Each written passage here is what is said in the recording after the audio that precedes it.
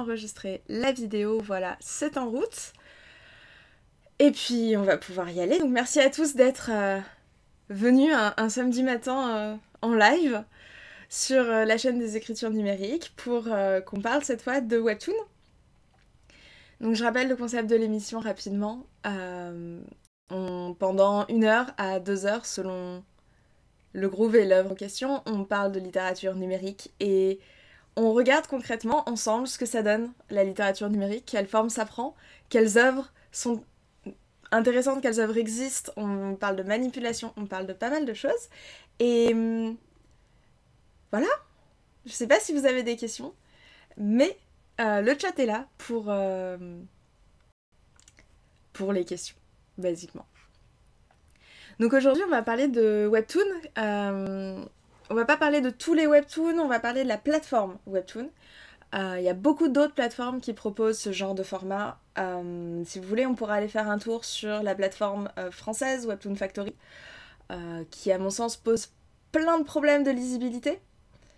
Donc voilà, je préfère parler de quelque chose que j'aime beaucoup plutôt que de me lancer dans une critique approfondie d'une plateforme. Mais ça peut être intéressant aussi de voir pourquoi à un certain moment je trouve que ça fonctionne plus. Je vais essayer de parler aussi un peu des modèles financiers qui sont en jeu derrière, parce que c'est aussi une des problématiques en tout cas d'une telle plateforme. Ce que vous voyez actuellement à l'écran, c'est l'écran d'accueil. Quand on va sur Webtoon, on voit que... est-ce que vous voyez mon curseur? Oui. Moi, je suis connectée. Donc c'était plus simple pour avoir accès à mes abonnements, etc. Donc ici, on a accès à mon compte, à ce à quoi je me suis inscrite, etc. Là, j'ai choisi de vous le faire voir en anglais. Tout en bas, il y a moyen de changer. Vous pouvez aller dans plein de langues. Il y a du français si ça vous aide. Moi, j'ai choisi de rester en anglais parce qu'il y a beaucoup plus de choses disponibles en anglais qu'en français. Et c'est vrai pour la plupart des langues, il y a beaucoup plus de choses en coréen. En Corée, ça s'appelle Naver, c'est le gros et premier truc de Webtoon qui a existé. C'est eux qui ont popularisé cette forme-là. C'est, disons à mon sens,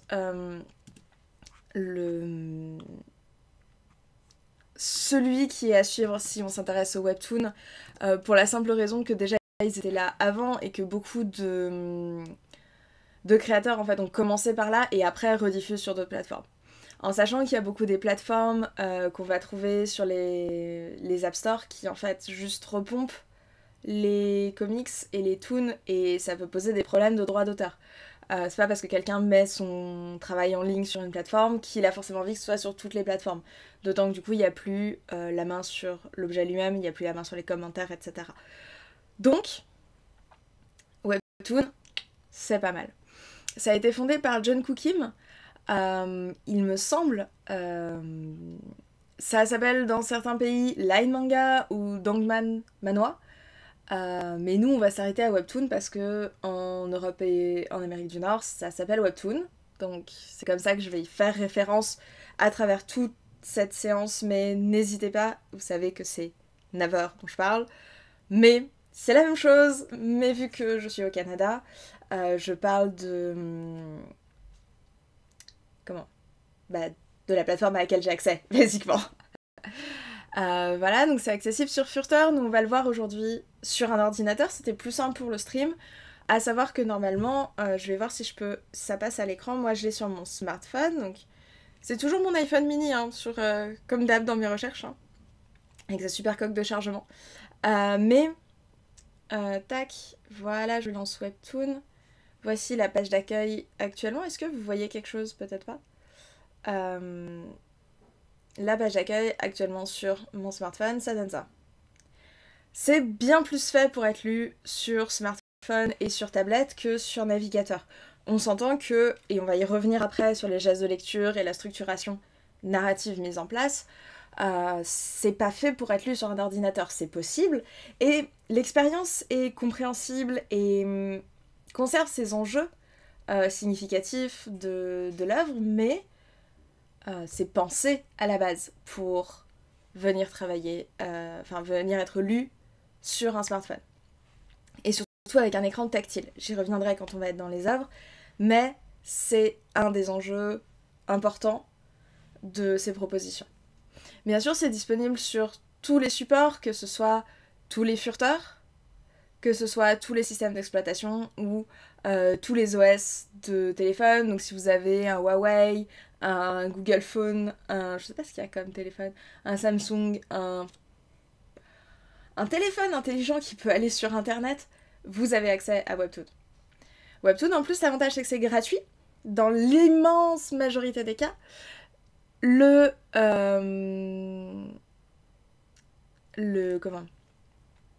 modèle économique repose sur le fait qu'on peut payer pour avoir plus vite les épisodes suivants, puisque c'est des séries qui sont présentées. C'est-à-dire que chaque semaine, chaque mois, chaque 2 semaines, chaque jour, des fois, on a un nouvel épisode de la série qu'on est en train de lire. On peut souvent payer. En fait, c'est une espèce de monnaie virtuelle qu'on achète avec des vrais sous, un certain nombre d'unités qu'on peut verser aux créateurs au fur et à mesure, soit juste pour les soutenir, mais généralement la contrepartie, c'est qu'on a accès à 1 ou 2 épisodes supplémentaires. On va avoir accès à une foire aux questions, à des artworks. L'idée est qu'en fait, c'est accessible gratuitement, on a accès au contenu de quasi tout, mais ça fonctionne sur une idée de soutien. C'est que ça passe par Patreon hors de la plateforme, ou Tipeee, ou Utip, etc. Ou que ce soit interne à la plateforme via leur espèce de monnaie virtuelle. L'idée est que on soutient les créateurs qu'on veut, mais si on peut pas, on peut quand même lire. C'est beaucoup lu par des très jeunes lecteurs, que ce soit des collégiens, des lycéens étudiants au cégep, ou des étudiants. C'est vraiment un public très jeune, ça se voit souvent dans les commentaires. Ça se voit aussi dans la prod, qui est assez proche de ce qu'on pourrait avoir en young adult, par exemple, qui est un plaisir aussi, parce que il y a ce côté encore un peu foufou d'une littérature de genre extrêmement débridée. C'est de la bande dessinée, donc il y a ce côté peps de voir, surtout en anglais, parce que c'est là qu'il y a la plus grande variété d'écriture. On va avoir des choses venues d'une grande diversité d'aires géographiques, de pays, de régions, etc. Et ça apporte aussi à quelqu'un qui s'intéresse à la bande dessinée d'autres formes d'écriture, d'autres réflexions sur un graphisme, sur une imbrication texte-image, etc. C'est aussi ce qu'on va aller voir ensemble, mais c'est intéressant d'aller se dire que on peut très bien passer sans transition d'une œuvre japonaise qui répond à des codes du manga très classique, d'un shonen par exemple, extrêmement classique, tomber ensuite sur une écriture très française, très franco-belge, avec beaucoup plus de limitations de cases, ce qui, on y reviendra tout au long de cette vidéo, pose de gros problèmes, parce que le principe du webtoon, c'est que c'est pas de la franco-belge, donc beaucoup d'auteurs, disons confirmés de bande dessinée, ne vont pas adapter leur écriture, ce qui va poser des problèmes de lecture. Mais on va aussi avoir des Américains qui vont aller faire des choses très comics, très punchy. L'habitude a déjà été prise dans l'écriture de comics de travailler pour le numérique. Donc on va avoir des choses beaucoup plus animées, beaucoup plus punchy, très proches finalement d'une écriture de shonen, mais qui répond quand même à des codes occidentaux. Donc, à des codes occidentaux même, pardon. Cette diversité vient vraiment enrichir la plateforme, et on va être confronté à des écritures dont on n'a pas l'habitude, que ce soit des webtoons indonésiens, des webtoons d'Amérique du Sud, etc. Où en tant que francophone, on a moins l'habitude, même en étant à Montréal et en ayant vraiment accès à la littérature anglophone, on a moins de possibilités de les découvrir un peu par hasard chez notre libraire.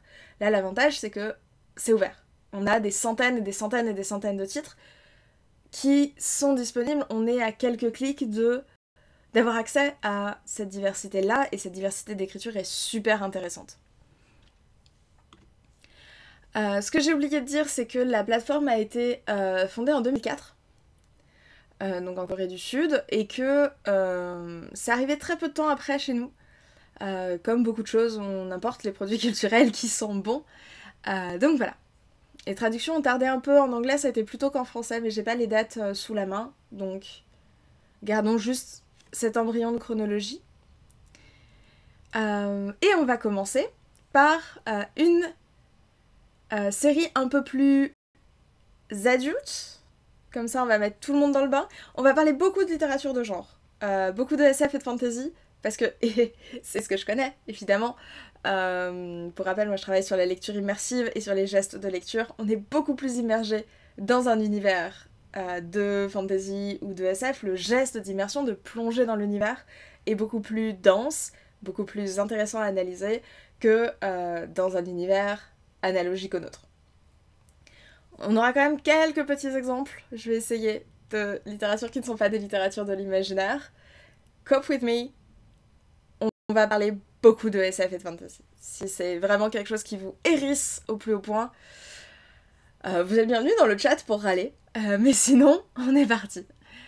Donc, on voit ici, donc on peut très bien chercher notre œuvre. Moi, j'ai préparé pour quelques-unes, histoire de ne pas arriver complètement à blanc. On voit qu'ici, on a un outil de recherche, mais j'ai déjà ouvert celle qui m'intéresse, qui est Seed, de Saïd P. Donc, je vais ouvrir le premier... On voit que sur ordinateur, il n'a pas gardé mes subscribes, ce qui est problématique pour moi, parce que du coup, si je voulais le lire sur ordinateur, je verrais pas où j'en suis dans ma progression. Parce qu'on voit, donc là, on voit aux dates qu'il y en a un par semaine qui sort. Ça, c'est le numéro de l'épisode, donc on est à la 100e chose publiée. On voit que c'est le 97e épisode. C'est dur à dire, ça. Donc... il y a eu des choses autres entre. Ça peut être des interviews, ça peut être des spéciales Noël, ça peut être des choses comme ça qui sont pas directement dans la chronologie. Ça fonctionne exactement comme des mangas ou des comics sériels. Là-dessus, peut-être c'est pareil en franco-belge, je ne sais pas, je ne crois pas. Parce que les albums en dur, il n'y a pas trop de chronologie. Mais enfin, vous verrez au fil de ce live que je suis vraiment pas spécialiste de franco-belge. Jetez-moi des cailloux si vous voulez. Mais je suis pas... Donc si je dis des bêtises, c'est le moment de me jeter des pierres dans le chat. Voilà. Donc on va aller voir le premier épisode. Hop. On voit que c'est croppé. C'est un format vertical qui est fait pour un écran de smartphone qui a un ratio vertical. Hein. Et on voit donc... là je... scroll, c'est-à-dire que je fais défiler la page vers le haut. Comme on ferait sur n'importe quelle page web. Hein. Mind you, c'est vraiment un des gestes de base de la gestion numérique, de faire défiler des choses pour accéder à la suite. Toutes les pages web fonctionnent comme ça, tous les réseaux sociaux fonctionnent comme ça, je vais pas vous faire un tuto de défilement. C'est un des gestes les plus communs. Donc ça ne vient pas du tout heurter quelqu'un qui, même a un usage très très basique de son smartphone ou de son ordinateur, on défile pour savoir la suite. That's it. Donc on défile, on voit qu'en fait, cette image-ci descend, et accompagne l'entrée, donc le sous-titre, le prologue, et la première case, et vient habiller, vient construire une continuité. Donc, on continue tranquillement. On voit, donc ici on est dans un webtoon américain, en tout cas occidental. Me prenez pas au mot sur le pays parce que je ne sais pas d'où ça vient exactement. Et c'est très intéressant de voir ce style graphique qui est très classique de la bande dessinée. On a ce line assez noir, ces couleurs en dégradé, en aplat. C'est quelque chose dont on a l'habitude en bande dessinée et en comics. On est vraiment sur des codes connus. Là en plus on a un système de cases, on verra ailleurs que c'est pas toujours le cas et que c'est pas toujours ça qui va être intéressant. Ici c'était le tout premier épisode, on verra plus loin, on va faire un petit saut spoiler à un épisode beaucoup plus loin pour voir comment ça a aussi progressé, parce que là on voit qu'on est sur un auteur de bande dessinée ou de toons, des bandes dessinées en ligne, assez traditionnel. On a bien un découpage en cases, on a nos phylactères, nos personnages qui papotent, blablabla, ok. On voit aussi donc ce trait des ombrages qui est très marqué de la culture internet des années 2000-2010, avec ces ombres très nettes qui viennent chasser le visage. Tac, tac, les yeux sont dans l'ombre, les pommettes ressortent, le bas du visage est dans l'ombre. On est dans une expression très forte. On peut quand même noter qu'il y a, par exemple ici, des très très bonnes idées de découpage. Là, le visage qui est coupé pour mettre l'accent sur les yeux, l'accent sur la parole. On vient caractériser les choses. Et ça respire. C'est du blanc, mais bon. On voit ce jeu entre les personnages, entre quelqu'un qui vient dans une agression et lui qui est tout doux. Il y a cette construction. On va passer au travers de tout ce premier épisode. L'idée n'est pas de le lire maintenant. N'hésitez pas si vous voulez les liens, je vous les mettrai dans le chat. D'ailleurs, je peux vous mettre le lien de Webtoon quand on reviendra à l'accueil. Hop. Donc là, on voit, c'est très centré sur les personnages. On est vraiment dans une discussion. On va voir que les personnages ont une importance prédominante dans les webtoons, parce que c'est comme en bande dessinée. Ceux qui mènent l'action, c'est eux qui vont faire des choses.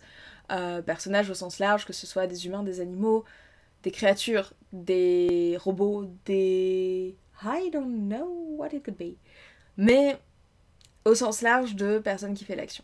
Et on voit ici ce début de transition. On sent qu'on commence à percevoir que c'est en défilement.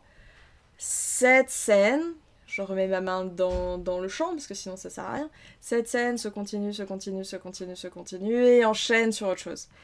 Et c'est ça qui va être intéressant. C'est ici, quand on voit ce défilement, il faut imaginer que sur un smartphone, on est en plein écran, c'est-à-dire qu'on va avoir plutôt quelque chose qui va ressembler à ça. On n'a pas de bande blanche, voilà. On va avoir ça et on va scroller. Et là, c'est fort. On est vraiment dans cet enchaînement. On sent que ça est la cause de cette situation-là. Et c'est ces enchaînements-là qui me semblent intéressants à venir penser dans ce découpage. Et là, pareil, on n'a plus de respiration. Le blanc n'existe plus. On est oppressé avec les personnages dans cet espace. Donc là, je crois que c'est des serveurs. Dans cet espace... serveurs ou des placards? Non, processing unit, c'est des serveurs. Et hop, la tension se rouvre parce qu'ils sont de nouveaux acteurs. Mais ils agissent, donc tac, tac, tac, un découpage très rapide des actions. Parce qu'en soi, là, on pourrait très bien avoir une seule case où on le voit monter. I have children, donc j'ai des enfants, ils montent, on entend le bruit du pas, ça vient caractériser une ambiance. Vous me dites hein, si je suis trop longue et que je vous ennuie, c'est possible. Oups, si je clique pas au bon endroit, ça va pas. Hop, on descend, ça s'enchaîne, bam, bam, bam, plus d'espace, on vient continuer cette réparation, pof, pof, pof, pof, pof, pof. Et là, on se repose, la réparation a fonctionné, le blanc revient. On revient sur quelque chose où il se regarde, on a un champ contre champ classique du cinéma. Les codes du cinéma sont souvent les codes de la bande dessinée, et vice-versa. Je suis pas là pour faire un TED Talk sur la bande dessinée. Je suis vraiment désolée pour ce surplus d'informations. Mais, encore une fois, venez discuter dans le chat si ça vous va pas. Je vois un truc dans le chat. Non, ça va très bien. Et ben, tant mieux, on continue. Là, on voit, hop, on tombe dans le noir. Et ce temps de scroll vient donner une matérialité au temps de l'action. C'est quelque chose qui revient beaucoup dans ce que je vous raconte au fur et à mesure de ces lives, je sais, mais c'est vraiment quelque chose qui me semble super important dans la littérature numérique, de venir penser le temps du geste comme temps narratif. Parce qu'ici, même si on sait, si les deux images étaient côte à côte, celle-ci, oui, clic sur les... Je vais appeler ça des boutons parce que j'y connais rien en serveur informatique, right? Il clique sur les trucs et le moment où la caméra vient faire quelque chose, on sent que c'est pas exactement le même instant. Mais c'est pas... Ils auraient été collés, il y aurait eu cette immédiateté dans la lecture, on n'aurait pas perçu ce temps. Alors que là, il faut un temps pour scroller. Et même si c'est un temps très court, ça crée un temps pour... On a un écran entier de noir. Sur smartphone, ça fait même 2 ou 3 scrolls à mon avis. Et on sait qu'il y a un temps qui s'est passé. Et ce temps-là vient nous dire, il y a eu beaucoup de claques entre. Ça a mis un certain temps dans l'intrigue pour que Terry, l'intelligence artificielle, caméra, machin là, ça, bouge. Et vienne prendre place. Et là on voit, hop, elle est allumée, elle s'éteint. Tout ça, ça a l'air rien, parce que quand on le scrolle, hop, on s'en fiche. Mais ça vient matérialiser le temps et inscrire l'action. Ce qui prend du temps dans une histoire et ce qui est important dans une histoire. C'est exactement pareil en littérature... J'allais dire en livre, en mots, en pas bande dessinée. On est dans de la qualification super claire ce matin. Dans de la littérature pas bande dessinée. Ce qui va prendre beaucoup de temps à être raconté, c'est ce qui va rester. C'est ce qui va être considéré comme important dans l'intrigue, dans l'histoire et dans l'œuvre, basiquement. Je cherchais un meilleur mot, mais on va aller avec œuvre. Ici, c'est pareil. Ça met l'emphase sur le fait que Bzzuit, il s'éteint. Et là, c'est le premier épisode, on sait pas encore de quoi il s'agit. On la voit s'éteindre, on la voit couler dans le noir.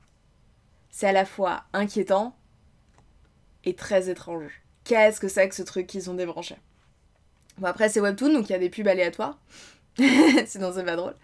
Et en dessous, on a les autres épisodes accessibles. Hop, donc il y en a plein. Je vais remettre en plus grand pour qu'on voit un peu voilà, de quoi qu'est-ce qui se passe.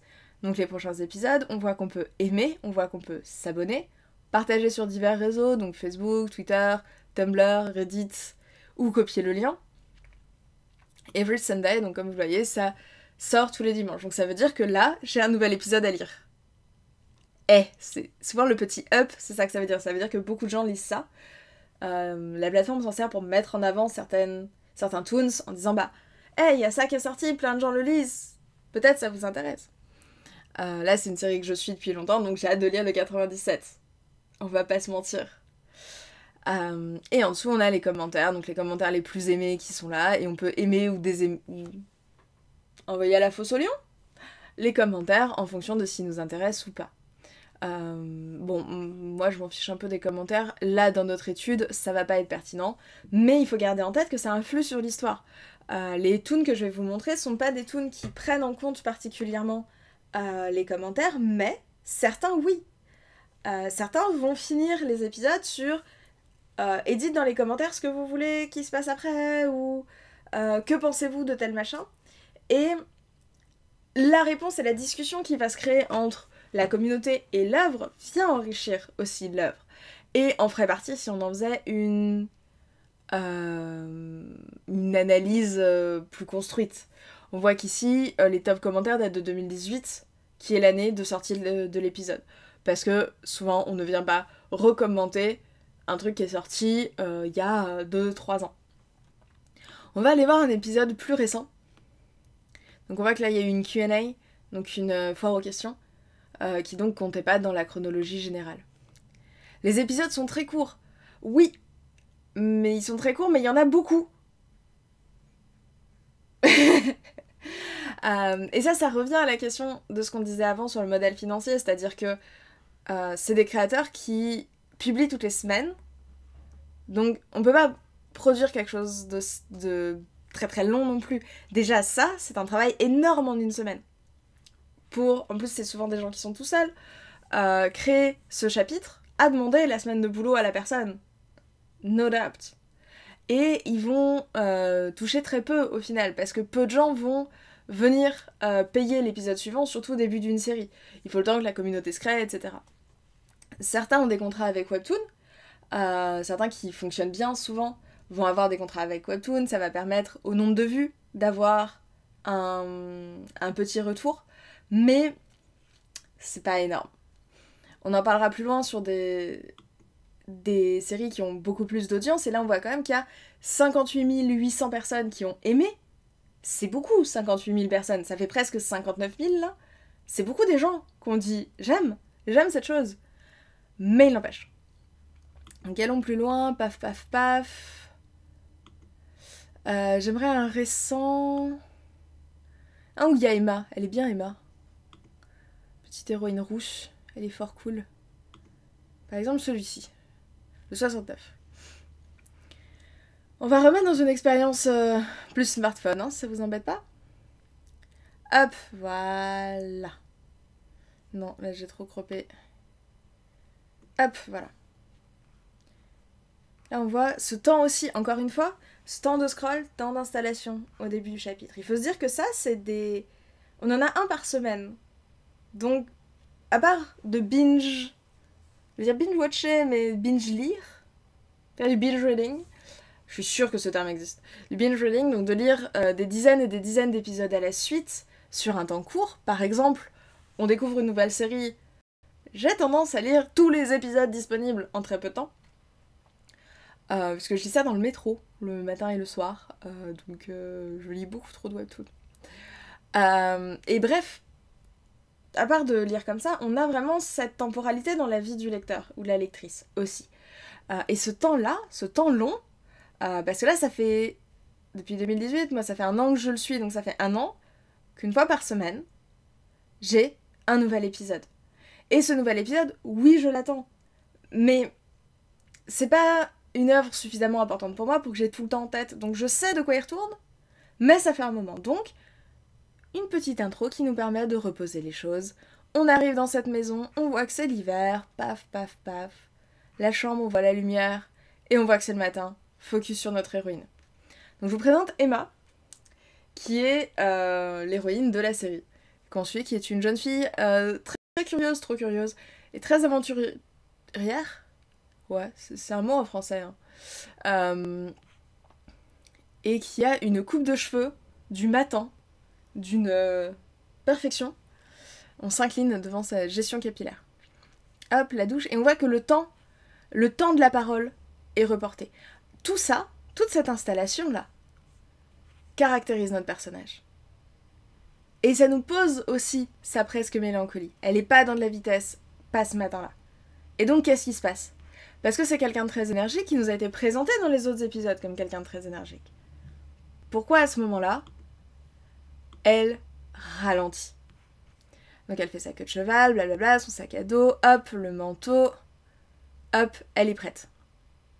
Sac à dos de cours, sa veste, elle est coiffée, avec toujours la houppette, hop, et elle est prête à sortir. Elle regarde sa chambre, son téléphone qu'elle laisse, et elle est partie pour le métro. Et il y a tout un enjeu, parce que là, les voitures sont commandées par une IA, etc., ça fait partie de l'histoire, et tout l'enjeu qu'elle prend le métro. Elle n'a parlé à personne. Et ça caractérise qu'elle est toute seule. C'est cette caractérisation qui va être utile ensuite, et qu'on les perçoive ou pas, que ce soit conscientisé par le lecteur ou la lectrice ou pas, cette installation fait que quand elle reprend la parole, même pour se parler à elle-même, ça va être important, parce que ça fait tout ce temps-là qu'on n'a que de la lecture visuelle, que de la lecture graphique de ce qui se passe. Et donc elle râle. Après c'est un Android, hein, donc this phone is too slow. Je vais arrêter d'être relou. It's not a phone, Emma. Donc là on voit, hop, petit système graphique pour nous dire que c'est la voix off. Encore une fois, je veux pas trop spoiler, donc je vais pas lire en détail tout ça parce que c'est l'épisode 67, donc je suppose que vous ne l'avez pas lu, donc je vais pas m'aventurer plus que ça. Mais on voit ici sa surprise. Elle est seule, bla, bla, bla. Et il y a vraiment ce temps long, et on voit que le fait de se sortir du système dont elle a l'habitude, parce que d'habitude elle va très vite, elle a sa voiture, qui est une voiture autopilote, machin, qui est rapide, elle a un téléphone beaucoup plus puissant, elle a etc. Ça la ralentit beaucoup.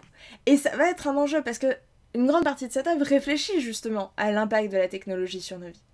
Et donc sur la vitesse ou la temporalité, appelez-le comme vous voulez, de l'existence.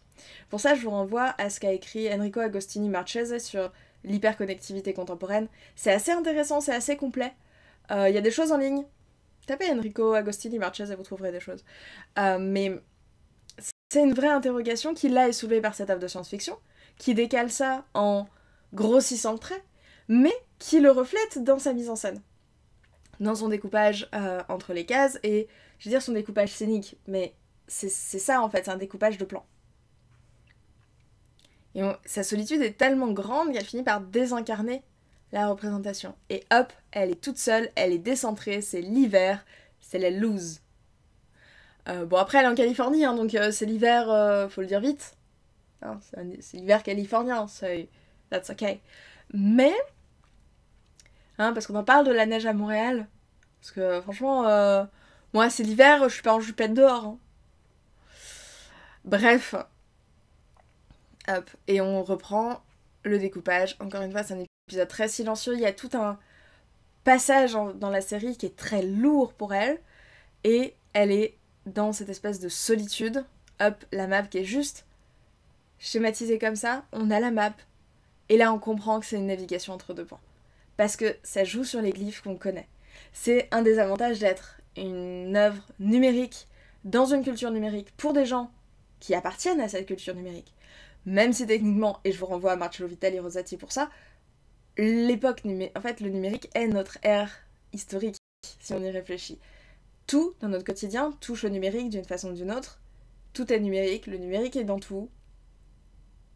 C'est notre époque historique, donc techniquement dire qu'on appartient ou pas à la culture numérique n'a pas de sens, pas plus que de dire que ça c'est de la littérature numérique. Toute littérature contemporaine est numérique. Vous connaissez beaucoup des auteurs qui écrivent leurs romans à la main, like.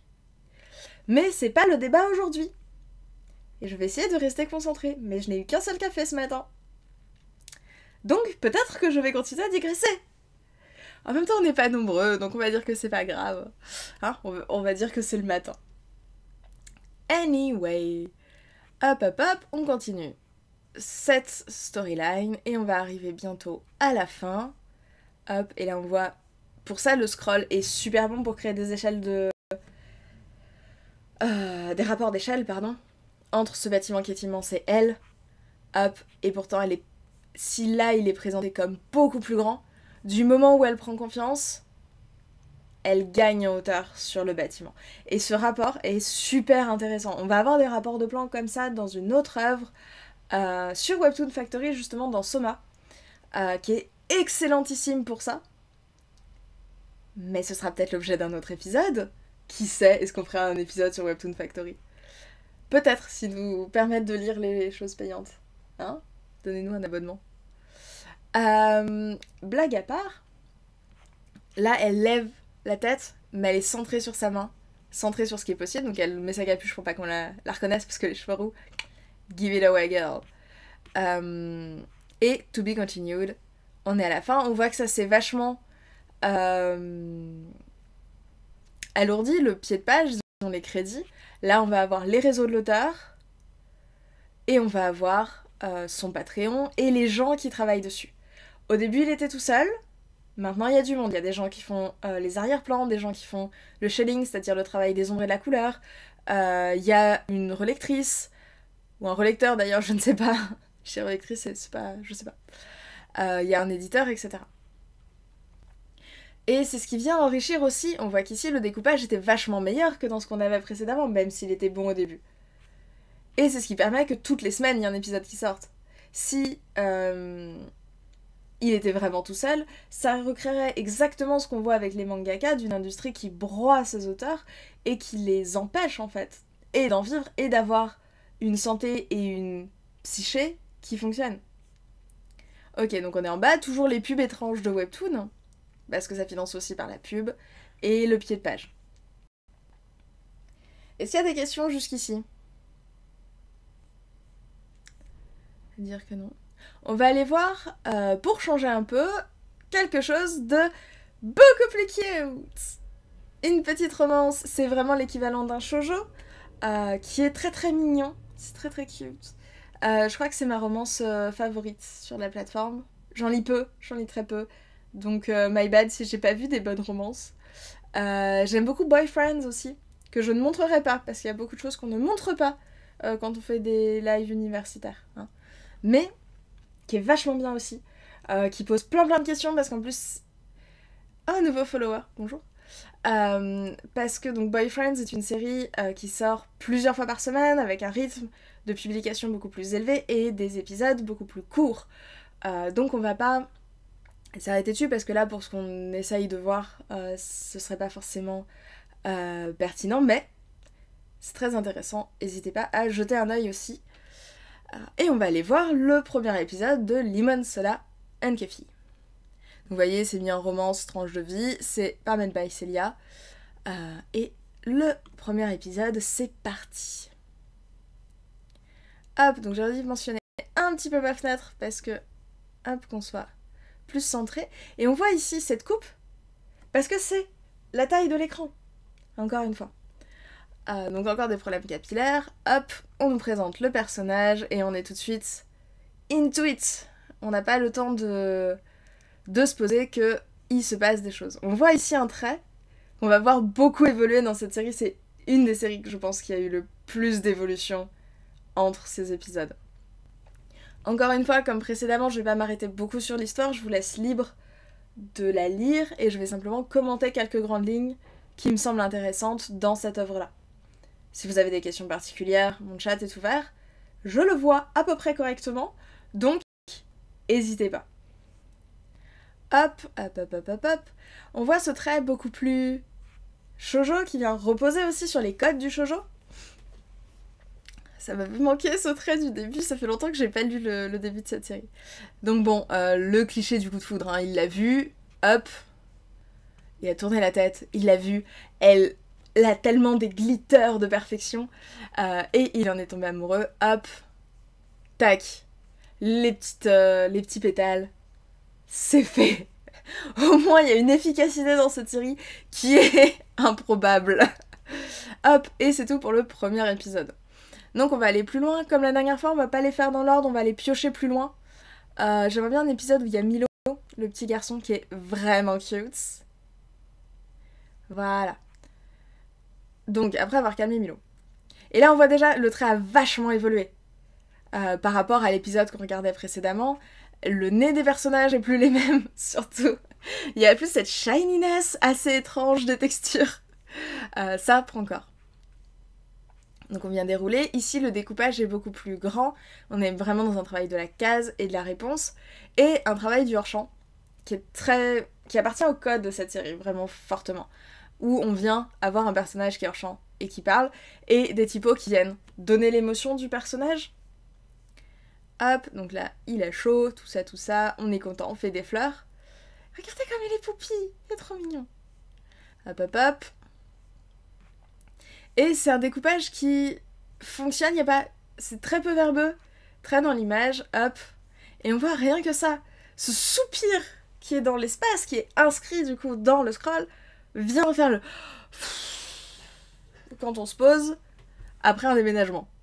Alors, on sent l'énergie restante là, on est 10 sur 10 la motivation. Hop, l'épisode est très court, l'épisode est fini, elle s'est dessinée avec ses réseaux sociaux. On sait où la trouver, on sait où on peut la supporter, sur Patreon et sur Ko-fi. Ko-fi, l'idée c'est de donner un tips à la personne qui représente un café. En gros, tu payes un café à la personne qui a fait quelque chose que t'aimais bien. Hop, les pubs webtoon, comme d'hab, et le pied de page. On voit que là c'est beaucoup moins suivi. On a 11 000 likes. Par rapport aux 59 000 de la série précédente, c'est moins grand. Après, c'est aussi quelque chose de beaucoup plus immédiat. Hop, hop, hop, hop, hop. On a énormément d'épisodes, donc on va aller dans un des récents. Tam, tam, tam. Tam, tam, tam. Donc, hop, je pense que là, ça va être les derniers. Celui où il est en loup, il est mignon. Donc on voit que c'est le 99, hein, donc... il y a eu de la prod. Il y a eu une micro-pause dans la série de quelques semaines au début de l'année, genre en septembre, quelque chose comme ça. Et donc ça, c'est l'épisode d'Halloween. Bon, c'est un épisode hors chronologie, c'est ce qu'on voit. Hop, Happy Halloween. Cette semaine-là, au lieu d'avoir un épisode complet, on a eu une illustration d'Halloween. Et il est beaucoup trop mignon, petit loup. On dirait dans Max et les Maximons, quand il met son petit pyjama pour partir faire des bêtises et chasser le chat avec une fourchette. C'est trop cute. Voilà. Donc évidemment, c'est un des derniers parce qu'Halloween, c'était il y a un mois. Donc peu d'épisodes depuis. On va quand même en mettre un très récent vu qu'ils vont très vite à parcourir. Et après, on va repartir sur une autre série. Hop, donc ça c'est eux ados, on voit qu'ados ils n'avaient pas donné, c'est un problème au quotidien, mais ils sont adorables. Hop, donc le groupe avec Milo, et on voit que le découpage, même la graphie, la gestion des couleurs a rien à voir, on vient s'inscrire vraiment dans une syntaxe et dans une grammaire du shoujo, et plus du tout dans une grammaire du comics comme on avait précédemment avec Sid. On est vraiment sur un univers qui choisit d'autres codes, mais on peut y passer d'un clic d'une lecture à l'autre. Sur l'application, c'est encore plus flagrant parce qu'on va avoir en haut, en recommandation, en fait, les derniers épisodes qui sont sortis des séries auxquelles on est abonné. Ces derniers épisodes étant mis en avant, on va passer de l'un à l'autre en fait, assez naturellement parce qu'on va suivre, on va voir, ah bah tiens aujourd'hui, j'ai je sais pas Sid et Coffee, Lemon and Soda qui ont un nouvel épisode, on va les voir l'un après l'autre et la juxtaposition des deux, qui est extrêmement frontale, en fait va pas poser problème dans Never ou dans Webtoon.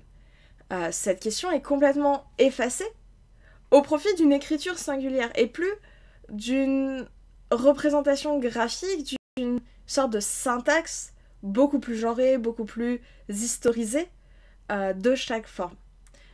Ce qui n'empêche pas que les gens qui lisent ces œuvres, eux, ont cette connaissance-là. Et la plupart sont justement assez pointus, même à l'intérieur de la plateforme pour venir dire « Ah, mais ça, c'est du shoujo, ça reporte à tel style de telle autre personne, etc. » Et il y a ce métatexte qui existe, quand même. Évidemment. Hop, hop, hop, donc ils sont cute. Like, bim! Avec son super petit pull ourson, il est trop cute. Voilà. Et encore une fois, c'est beaucoup plus de la consommation rapide. Je le fais défiler rapidement, parce qu'encore une fois, l'idée n'est pas qu'on plonge en avant dans ces œuvres, mais dans le panorama, ça me semble intéressant de venir voir aussi cette forme-là qui est très immédiate, presque enfantine, qui a quelque chose de très adolescent, dans son traitement d'une romance. Il est tombé amoureux de la madame qu'on voyait au début du premier épisode. Elle a un fils, tout ce petit monde interagissent ensemble. Encore une fois, l'avantage, qui est un bon avantage de Webtoon, c'est que c'est très peu problématique. Beaucoup des séries qui sont mises en avant passent à travers, toutes les séries mises en avant, passent à travers un espèce de comité qui vient vérifier que c'est pas problématique, justement, qu'il n'y a pas de sexisme, qu'il n'y a pas de problème de racisme, etc. C'est quelque chose qui peut facilement, beaucoup plus facilement être reproché à ce qui peut être fait sur d'autres plateformes. On sait dans les shoujo, les romances en général, que ce soit les yaoi ou non, il y a des enjeux de pouvoir qui sont souvent pas... Oula, j'ai peur. Merci pour le nouveau follower. Même si j'ai sursauté parce que j'avais pas prévu que la notification serait aussi forte. Parce que la graphie, parce que le genre veut aussi que ces problématiques existent et ne soient pas adressées. Je m'excuse une seconde, il y a un chat qui essaye de manger mon pied. Non, viens là. Je veux dire bonjour, c'est ça le problème. Donc voilà, hop, on dit bonjour, voici le chat. Le chat veut de l'attention, donc le chat va streamer avec nous aujourd'hui. Hein, donc le stream, je vous présente Cornelius. Cornelius est un angora, un bébé angora qui a besoin de beaucoup d'amour. Et on va continuer avec notre petit monstre pour l'or Olympus. Donc je pense que tout le monde ici connaît l'or Olympus, mais je veux quand même y arrêter parce que pourquoi pas. D'ailleurs je vais aller chercher l'ouvrage imprimé parce que je vais en parler un peu plus loin. Donc restez, bougez pas, je reviens dans une seconde, vraiment.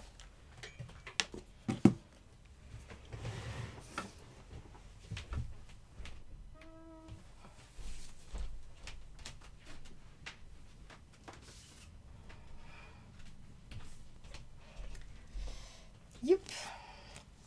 Et donc, voici l'ouvrage imprimé qui est sorti il y a quelques semaines. On va en parler parce que c'est assez intéressant comme dynamique. Et comme ça va chasser le chat, si ce n'est pas efficace comme mouvement. C'est très intéressant comme dynamique éditoriale de venir publier en papier un ouvrage, une œuvre en tout cas, qui à la base est un webtoon. L'or Olympus, bon, tout le monde le connaît, donc je vais quand même faire un topo. On va peut-être moins aller feuilleter parce que c'est quelque chose que j'adore, mais c'est quelque chose qui adresse des problématiques féministes qui ont besoin d'un peu plus de setup que ce que je vais pouvoir faire ici dans un stream qui veut juste présenter rapidement des œuvres. Et j'aimerais en présenter au moins une encore après, donc je vais pas m'attarder longtemps dessus. C'est génial, Lore Olympus. Si vous devez lire qu'un seul webtoon, lisez Lore Olympus. C'est considéré comme une romance. En fait, c'est une réécriture de la mythologie grecque, où on s'intéresse à Perséphone, au personnage de Perséphone. Et comme on le sait, la mythologie grecque, niveau féminisme, c'est pas optimi, c'est pas fou. On a quand même... c'est beaucoup le viol quand même, hein, la mythologie. Donc, le but de cette œuvre, c'est aussi de déconstruire ça et de venir dire, bah non, on est dans une culture du viol qui est problématique, on va aller adresser ça. Donc, les dieux, les déesses, les nymphes, tout ce petit monde, tout le monde, hein, les nymphes, les satyres, les dryades, j'en oublie, tout le monde, se retrouve aujourd'hui. Cop with me. Et on suit Perséphone qui, au début de la série, commence l'université, elle a une bourse des déesses vierges. Donc Athéna, tout ce gang des déesses vierges. Athéna, j'ai perdu les deux autres. Bref, c'est 3 déesses vierges qui ont fait une scholarship pour que des nymphes et des déesses puissent aller à l'université. C'est une université uniquement composée d'êtres mythologiques. On n'est pas comme dans Percy Jackson où le... Je vois un message. Artémis, entre autres Artémis, mais je crois qu'elle est boursière aussi dans cette dynamique-là, donc il y a tout ce rapport aussi de toutes les déesses sont pas au même âge, Artémisiane étant une des jeunes déesses, il me semble qu'elle est au rang des boursières, parce qu'elle est en coloc avec Perséphone, donc voilà.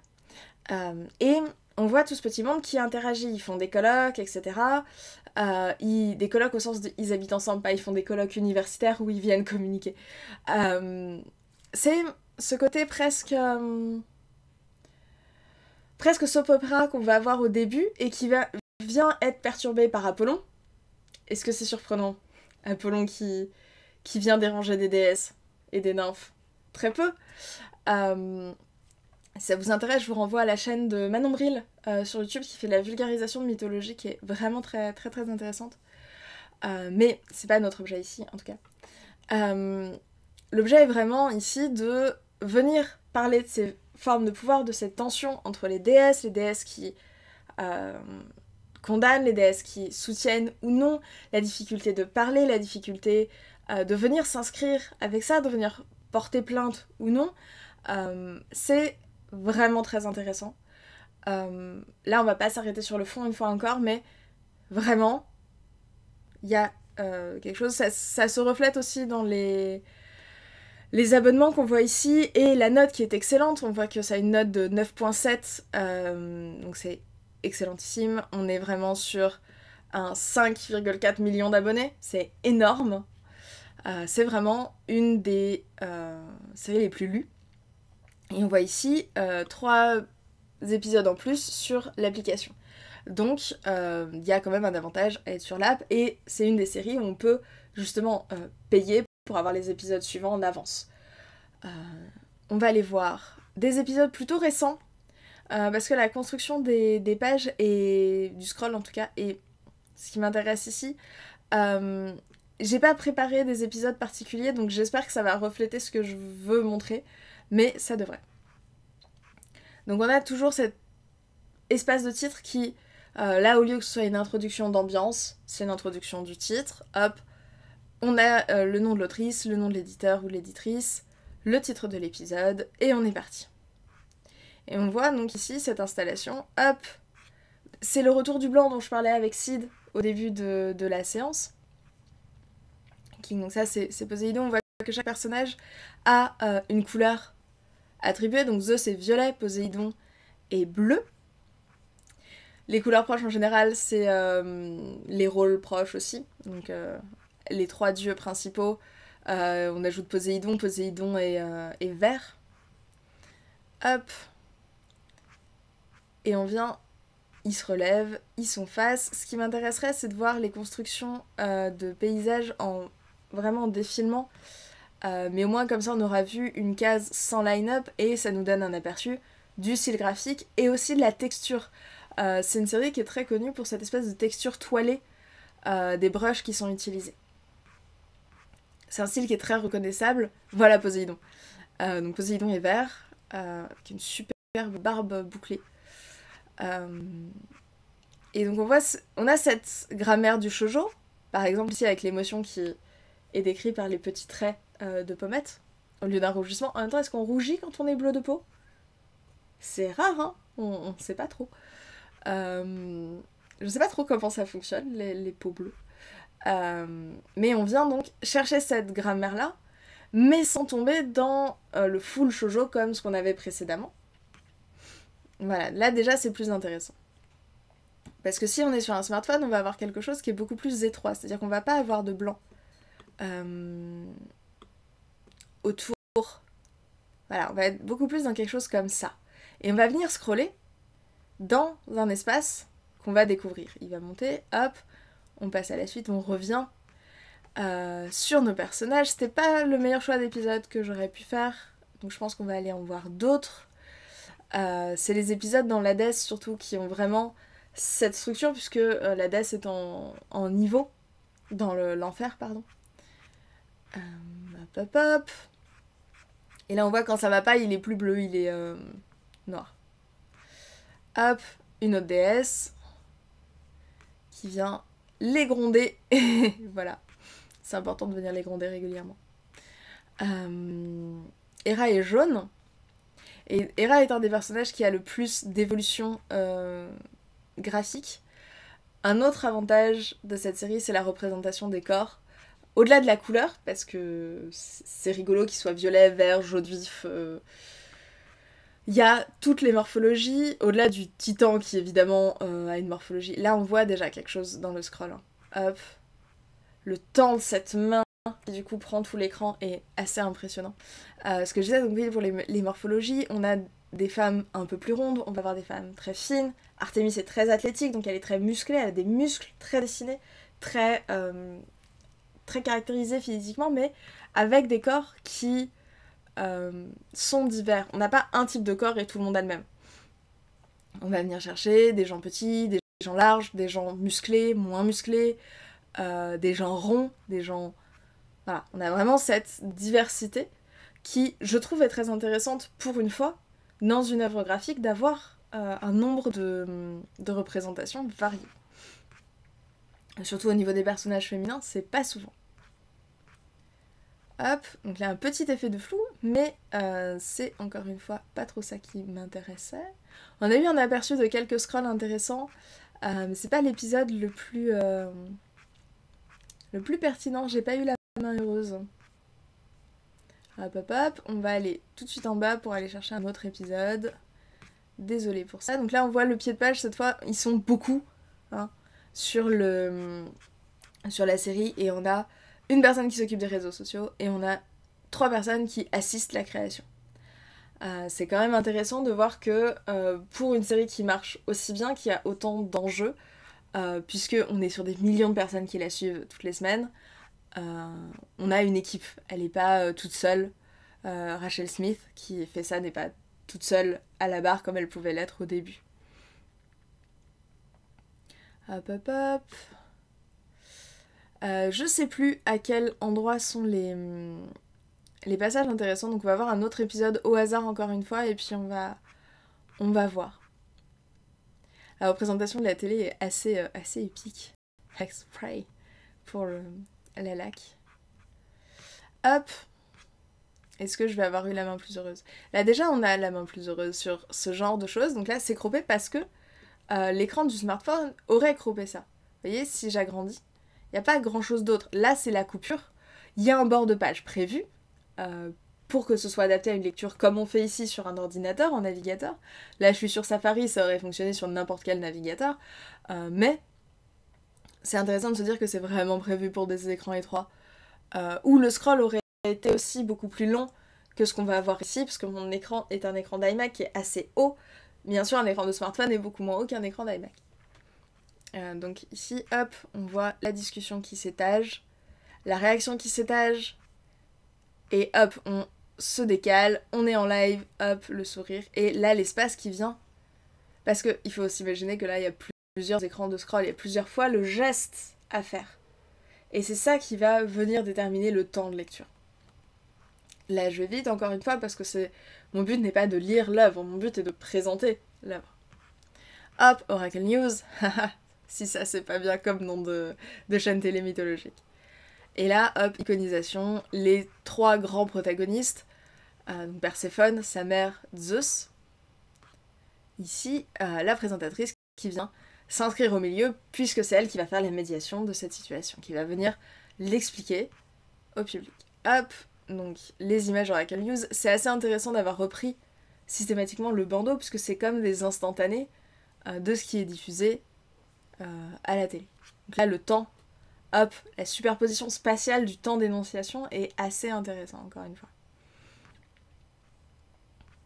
Jill, hop, on continue. Donc là, c'était l'épisode télévisé, donc c'était pas forcément, encore une fois, le meilleur choix. J'ai pas la main heureuse ce matin. On scrolle, et on vient voir justement aussi sur qui apparaît en premier. Donc là, on voit Hadès bien avant de voir Perséphone. Et on voit le changement de look d'Hadès par rapport à l'épisode d'avant. On voit ces évolutions-là aussi qui sont assez intéressantes. La bonne humeur. Blague à part, c'est un des passages les plus sombres de la série, donc bien sûr, la bonne humeur n'est pas l'objet central de la situation. Hop hop hop, on continue tranquillement. Merci pour le nouvel abonné. J'ai pas eu le temps de lire qui c'était, mais merci. Et là, encore une fois, le scroll ici prend tout son sens. Parce qu'on arrive là, on voit qu'il va se passer quelque chose. On nous annonce donc Corée, qui est le nom grec de Perséphone. Hop, this way, etc. Ou qui est son nom de nymphe, je sais plus. Désolée. Hop, et toutes ces mains qui se tendent, là on prend du temps pour venir faire exister cette situation qui vient s'incarner ensuite par ce journaliste-ci. Les journalistes étant gris, ils ont pas cette caractéristique. Il faut citer mon nom maintenant. Les Arabes, eh bien écoute, merci de follow. Merci de t'être abonné. Je ne sais pas comment on dit sur Twitch. Désolée de ne pas avoir vu sur la notif le temps que je lève les yeux, la notif était partie. Et on voit ici, donc, je reprends mon scroll sur, hop, première question. Il n'y a même pas le temps d'espace de séparation, de création d'une case, quoi que ce soit. Les questions s'enchaînent, hop, hop, hop. Les visages aussi.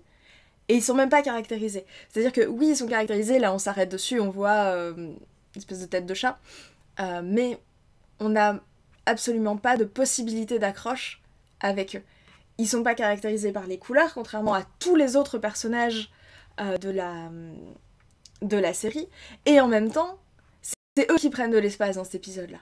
C'est eux qui viennent en très grand occuper l'espace visuel et donc venir faire pression sur le lecteur ou la lectrice, mais aussi sur les personnages, sur les protagonistes de l'histoire qu'on est en train de lire.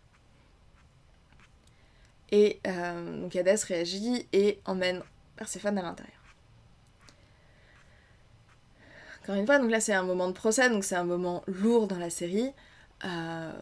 C'est pas forcément le moment le plus joyeux que j'aurais pu choisir pour un samedi matin.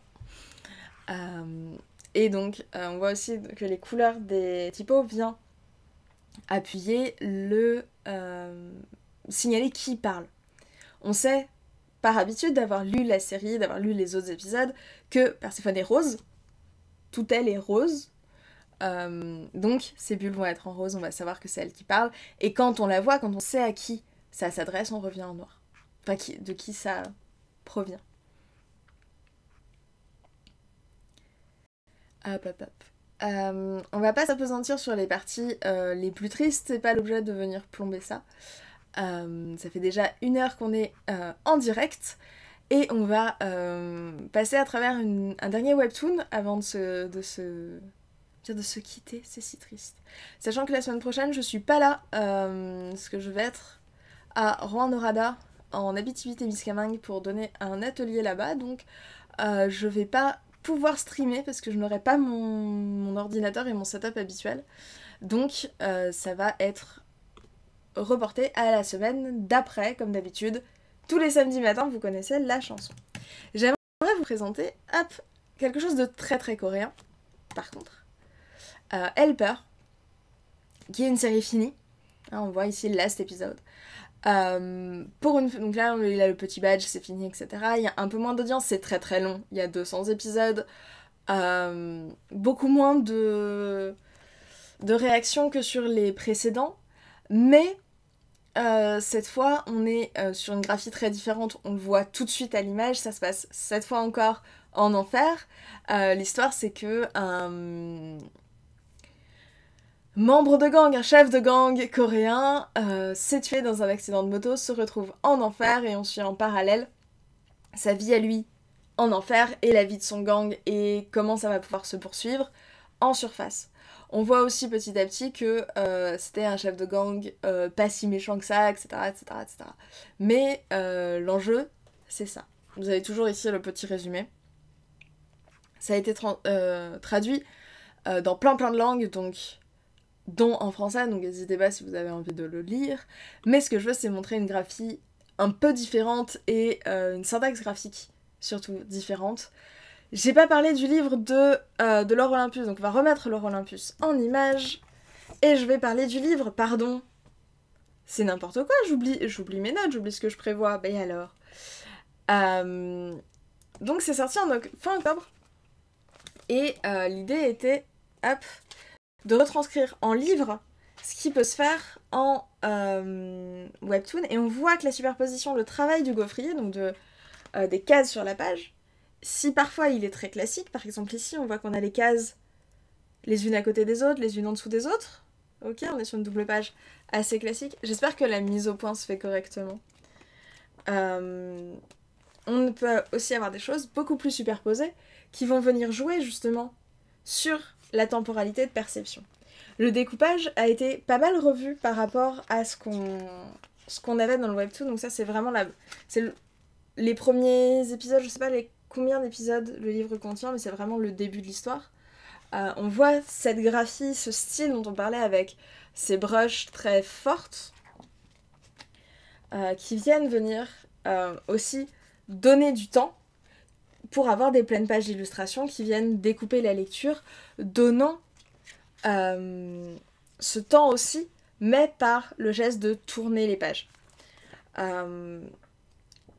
Je pense qu'il est disponible un peu partout. Je sais qu'il est surtout disponible en anglais. Il était, pour ceux qui sont comme moi à Montréal, il est disponible à Indigo, dans le Chapter Center. Je sais pas s'il est disponible ailleurs dans Montréal. C'est là que je l'ai attrapé. Je l'ai pas vu dans beaucoup de librairies, donc... pourtant Dieu sait que je vais en librairie. Voilà, saisissez-le tant qu'il est encore là. Il a été crowdfundé. Là, il est chez Del Rey, je crois. Je vérifie ça. Oui, il est chez Del Rey. Ça peut valoir le coup, si les webtoons vous intéressent, de venir comparer ça à l'édition bande dessinée sur des webtoons français. Du coup, il y a eu aussi des éditions, mais c'était non pas des webtoons, mais des bandes dessinées franco-belges publiées en numérique qui ont donné une bande dessinée très classique. Est-ce intéressant ? On sait pas. En tout cas, ça ne rentre pas forcément dans ce qui va nous intéresser ici, dans le travail du scroll. Revenons à Helper, maintenant que j'ai fait mon petit topo. Deux petites fangirls de Laure Olympus. L'intérêt du livre aussi, c'est de légitimer, d'apporter à un public qui n'irait pas sur Webtoon l'accès à cette œuvre-là et à un feeling de ce que ça peut être. Ce feeling de la bande dessinée inscrite dans le temps, et donc d'une littérature ou une littérarité inscrite dans la durée, est assez intéressante pour être soulignée. Et c'est cool qu'un éditeur aussi avec autant d'ampleur que Del Rey vienne appuyer le projet. Je sais pas en France si c'est disponible, sous quelle modalité c'est disponible, etc. Mais j'espère pour vous que c'est disponible aussi. Je sais qu'une partie d'entre vous sont en France, donc bonne chance. Donc revenons à Helper. Helper, c'est comme je le disais, très très coréen. Il y en a dans ce dessin qui est beaucoup plus stylisé, beaucoup plus affirmé, en noir et blanc, quelques couleurs viennent ponctuer les choses, mais on est vraiment dans cette graphie très très forte, dans une imagerie très forte, très violente. Alors que l'histoire l'est pas tant que ça, est très tournée autour du gag, et du gag des fois un peu bête, un peu premier degré quand même, hein. C'est pas toujours d'une... C'est beaucoup moins élevé et intellectuel que ce qu'on a pu voir avec leur Olympus. On le voit ici, on est dans de la violence un peu bébête. Mais aussi, donc very soon, hop, avec son sourire. Il y a beaucoup de jeux de mots, justement aussi de jeux de mots centrés sur cette culture asiatique qui vient jouer avec les codes que nous aussi on a. On voit ici là, ce scroll qui est si long. On rentre dans la psyché de l'œuvre en descendant dans le noir. On descend avec lui et hop, un œil rouge. Et qu'est-ce que c'est que ce truc? Et qu'est-ce que c'est que ce truc-là aussi? Donc on voit que son œil, c'était ça, là, cette espèce de machin. C'est pas très copain, hein, tout ça.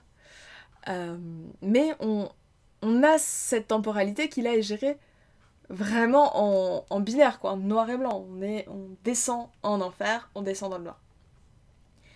Et encore une fois, c'est ce jeu de texture, on va être sur des costumes traditionnels, on va être sur un travail de monstre mythologique qu'on connaît peu, nous, occidentaux, mais qui vient aussi enrichir et raconter quelque chose, alors qu'on a l'habitude des yokai, on va aller explorer d'autres formes de mythologie asiatique.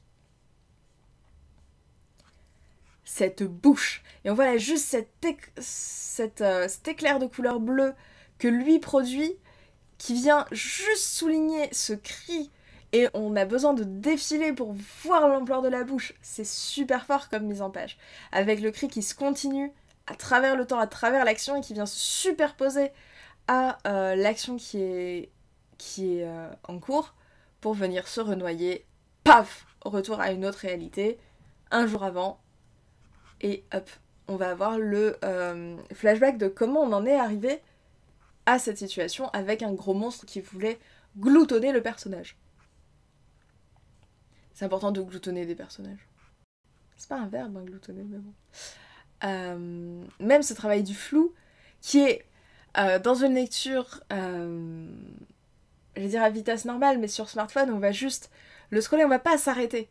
Mais on sent que c'est flou. On sent, là c'est pour montrer l'ivresse, cette perte de focus dans ce qui se passe, qui vient rajouter quelque chose.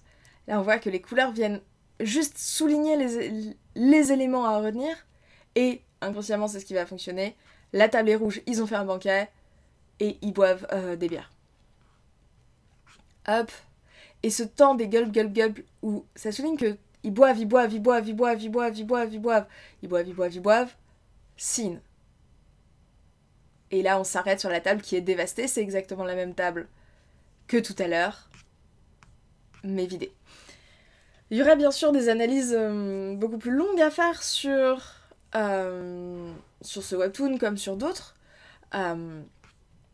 mais l'idée était vraiment de conclure en montrant une autre écriture. Je suis restée dans des choses assez occidentales pour les précédents, même si on a touché un peu au shoujo, mais de loin.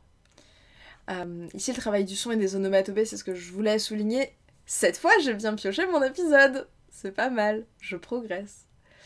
Bip, up, avec cette espèce de surviolence surcutée du rouge qui vient donc là. Là, c'est la bagarre et on voit toutes ces petites mains qui viennent crap, le monstre. Voilà, to be continued. Hop, et on va s'arrêter ici. Je reviens dans le chat voir si vous avez des questions, si vous avez des retours, etc. Sinon, comme je disais tout à l'heure, il n'y a pas de séance la semaine prochaine. Pour la bonne raison que je ne suis pas là. Ce qui est une bonne raison. Et on va reprendre la semaine d'après. Je sais pas encore avec quoi. Probablement un autre VN, un visual novel, une fiction interactive, on va voir. N'hésitez pas à me faire des retours si ça vous intéresse, si vous avez envie de choisir le sujet de la prochaine émission. Moi, je vous mets le lien du répertoire. Comme d'habitude, vous connaissez la chanson. Et merci pour ces découvertes et tes analyses. Oh, merci! That's nice! Merci beaucoup. Vous connaissez la chanson, cette émission est liée au répertoire des écritures numériques, développé par la chaire de recherche du Canada sur les écritures numériques. Voici une petite liste de webtoons qu'on a référencés, le référencement continue. N'hésitez pas à nous signaler des œuvres de littérature numérique qui vous intéressent, que vous avez spotées, qu'on n'aurait pas vues. Et c'est ça. Comme d'habitude, le répertoire est un travail en cours, une construction en cours. Donc, soyez indulgents, il manque énormément de choses. Mais on y vient, on progresse. On ajoute des choses presque tous les jours, donc n'hésitez pas à jeter un œil si vous avez envie de littérature numérique dans diverses formes, que ce soit des webtoons ou non, que ce soit des fictions interactives, des notifictions, des smart fiction, de la littérature des réseaux, de la twitterature, de l'insta-poésie, de la vidéo-poésie, bref, plein de choses. N'hésitez pas à les fouiller. Et puis moi je vous dis à dans 2 semaines. Comme d'habitude, l'épisode sera disponible sur Nakala, sera archivé sur Nakala, et donc accessible depuis le site de la chaire des écritures sur les écritures numériques. Voilà, bon week-end à tous. Merci d'avoir suivi, merci pour ceux qui ont rejoint, et puis à bientôt. Bye.